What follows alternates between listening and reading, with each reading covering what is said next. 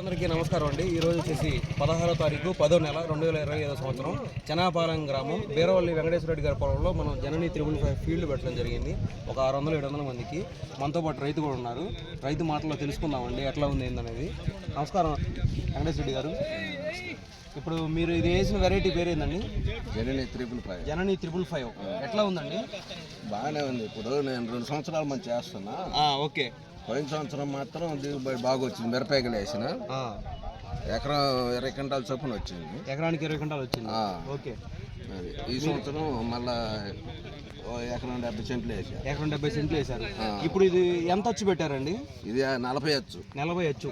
మొక్కకి మొక్కకి 25-30 సెంటీమీటర్లు పెట్టారు. ఇప్పుడు ఎంత అచ్చు పెట్టుకోవడం వల్ల దీనికి రైతులకి లాభం ఏంటంటారు ఈ వెరైటీ గురించి? అంటే కొంతమంది తెలియక దగ్గర పెట్టుకుంటున్నారు, దిగుబడి రావట్లేదు. అదే దూరం ఉంటాను, కొంచెం గాలి ఆడి కాయ సైజు వస్తుంది, బాగా పడుతుంది. గత 2 సంవత్సరాల నుంచి చేస్తున్నారు. కాయ సైజు ఎట్లా ఉంది? 3వ పంట. కాయ సైజు ఎట్లా ఉంది? Size medium size. కింద నుంచి కాపు ఎట్లా ఉంది? పై దాకా కాపు బాగానే ఉంది. కాపు బాగుంది. దోమపోటు తట్టుకోవడం కానీ దోమకి బాగానే ఉంది. పెద్దయినా ఇప్పుడు మనం ఒక గత 2-3 సంవత్సరాల నుంచి కూడా ముద్రేసిన వాటిలో ఎర్ర చెట్లు అవ్వడం చూస్తున్నాం.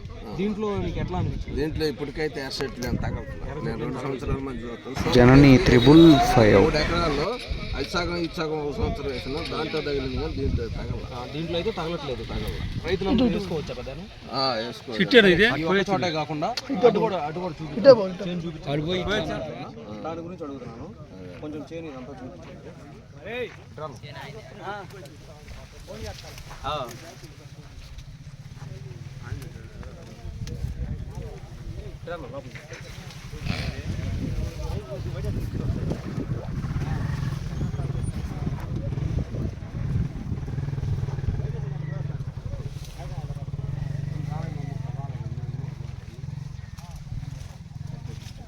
ఓకే పెద్దన్న, బాగా చేశారు మీరు కూడా.